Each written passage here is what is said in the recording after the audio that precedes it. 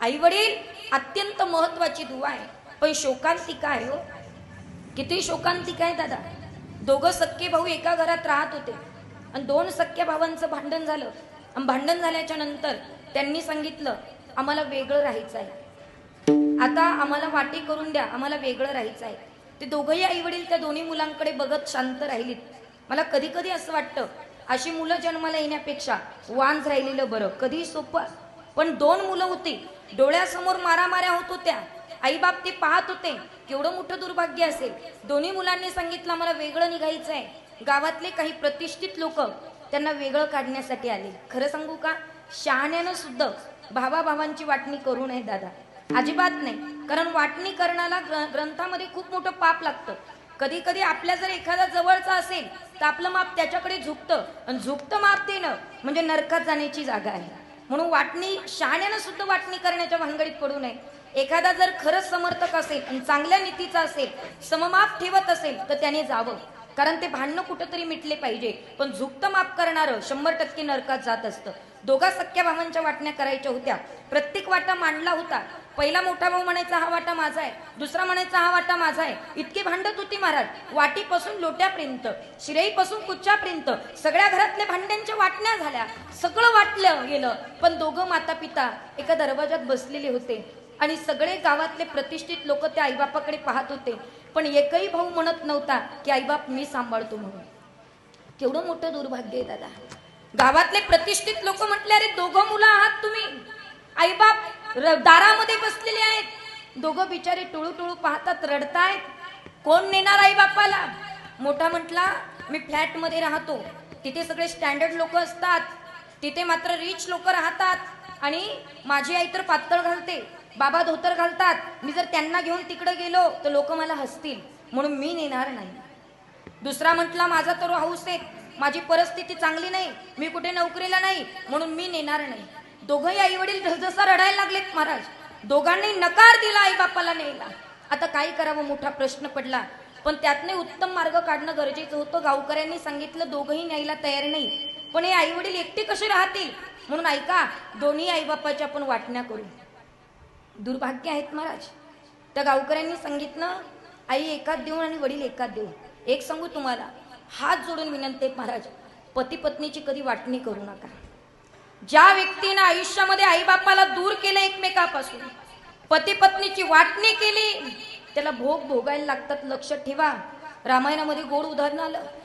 जनक राजाची कन्या ती जानकी, प्रभू रामचंद्रांच्या सौभाग्यवती ती सीतामाई.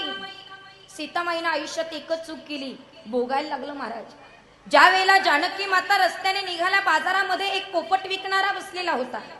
त्या पिंजऱ्यामध्ये एक पोपट आणि एक पोपटीन होती महाराज. तो पोपटवाला ओरडत होता कोणीतरी घ्या, कोणीतरी घ्या. जानकी माता तिथे गेल्या आणि जानकी मातेनं विचारलं काहू म्हणे ही जोडी कितीला आहे? तेवढ्यात तो पोपटवाला म्हणे 200 रुपये जोडी आहे, घेणार का तुम्ही? जानकी मातेनं प्रश्न विचारला या दोघांपैकी चांगलं कोण बोलतं? आता सांगणारा सांगेलच. म्हणे पोपट अगदी स्पष्ट बोलतो, पण मैनाला बोलता येत नाही. म्हणे एकदा दोनदा बोलून दाखवा. पोपटाला बोलायला लावलं, उत्कृष्ट पोपट बोलत होता, पण मैनाला बोलता आलं नाही महाराज. सीतामाईला त्या पोपटाचं बोलणं इतकं आवडलं की त्या जानकी मातेनं उर्फ सीता मातेनं त्या पोपटवाल्याला सांगितलं मला फक्त पोपट पाहिजे, मला मैना नकोय. पोपटवाला म्हटला लहानपणापासून मी त्यांना सांभाळतोय, त्या दोघांना वेगळं करता येणार नाही. जानकीनं सांगितलं मागितलं मी फक्त पोपटच, मला पोपटच द्यावा लागेल. पोपट विकणारा म्हणे असं करू नका हो. जानकी मातेनं धमकी दिली मी कोण आहे तुम्हाला माहित आहेत का? मी जनक राजाची कन्या जानकी आहेत, आणि तुम्ही जर मला पोपट विकत दिला नाही तर तुमची तक्रार मी माझ्या बाबांकडे करेल आणि या गावात तुम्हाला राहू देणार नाही. घाबरला शेवटी पोपटवाला. तो म्हटला असं करू नका हो, जा पोपट घेऊन. त्यानं तो पोपट पिंजऱ्यातनं काढला आणि जानकी मातेच्या हातात दिला. ती मैना बिचारी त्या जानकीकडे पाहत होती, सीतामाईला सांगत होती असं करू नका हो, आमच्या पती पत्नीला वेगळं करू नका हो. सीतामाईनं त्यांच्याकडे पाहून न पाहिल्यासारखं केलं. मैना टोकू टोकू त्या पोपटाकडे पाहत होती. पोपटवाल्यानं पिंजरा बंद केला आणि पिंजरा घेऊन चालला. चालत असताना मैनेनं सीतामाईकडे पाहिलं. सीतामाई म्हणते अगं एवढ्या मोठ्या राज्याची तू कन्या आहे, मला नेल्याला तुझं काय कमी होणार आहे, जा ना ग मला घेऊन. पण सीतामाईनं होकार न दिल्यामुळे ती मैना पुढे पाहते मागं पाहत असताना सीतामाईला श्राप दिला, आम्हा दोघा पती पत्नीला तू वेगळं करते, एक जीवनामध्ये एक काळ असा येईल की तुम्हा दोघा पती पत्नीला वेगळं व्हावं लागेल आणि शोक करत बसायला लागेल. म्हणून 14 वर्षाच्या वनवासामध्ये सुद्धा शोकवनात सीतामाईला शोक करावा लागला. हा फक्त पक्षाच्या श्रापाने. पक्षाचा श्राप जर देवाला भोगायला लागला तर आई बापाचा श्राप तुम्हाला भोगायला लागणार नाही. आणि खुशाल आई बापाच्या वाटण्या करताय, आई याच्यात बाप त्याच्यात, ही काय पद्धत आहे? आणि खुशाल आई वडिलांच्या वाटण्या करतात. प्रतिष्ठित लोकांनी सांगितलं घ्यावं, पण यांना घेऊन जा. एक म्हटला ठीक आहे, तुम्ही म्हणतात म्हणून वडील माझ्यात द्या, आई त्याच्यात द्या. दोघांची वाटणी केली दादा. आणि वाटणी केल्याच्या नंतर तेवढ्यात मात्र त्या ठिकाणी दिवसामागे दिवस गेले.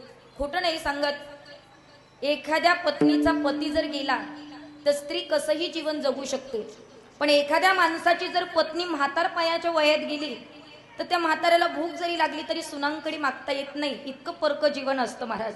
आणि म्हणून ते वडील टेन्शन घेऊन पत्नीला भेटता येत नाही, या टेन्शनने मृत्युमुखी पडले आणि ती एकटीच आई राहिली.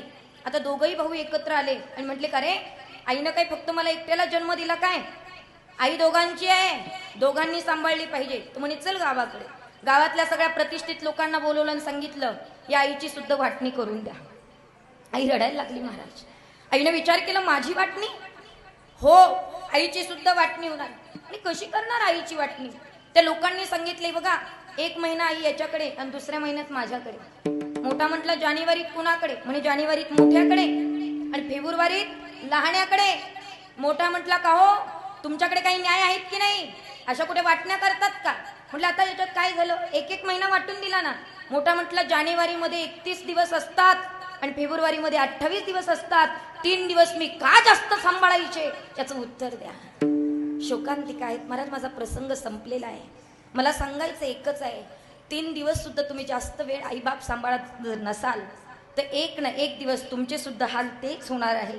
कारण केले कर्म झाले तेची भोग आले, उपजले मेले ऐसे किती. जन्माला आल्यानंतर ज्याच्या त्याच्या कर्माचं फळ ज्याला त्याला भोगावं लागणार आहे. हात जोडून विनंती आहे, गयेला नाही गेला चालेल, काशीला नाही गेला चालेल, तीर्थक्षेत्राला नाही गेला चालेल, जाण्याचीही गरज नाही. कारण जोपर्यंत आमचे आईबाप आमच्या घरात जिवंत आहेत तोपर्यंत तीर्थावर सुद्धा जाण्याची गरज नाही. कारण सकळ तीर्थाची धुरे जे का माता पितरे, सर्व तीर्थाचं क्षेत्र मातृत्व आणि पितृत्व आहे. म्हणून कर्म जर चांगलं करायचं असेल तर आई वडिलांचं सेवा करा.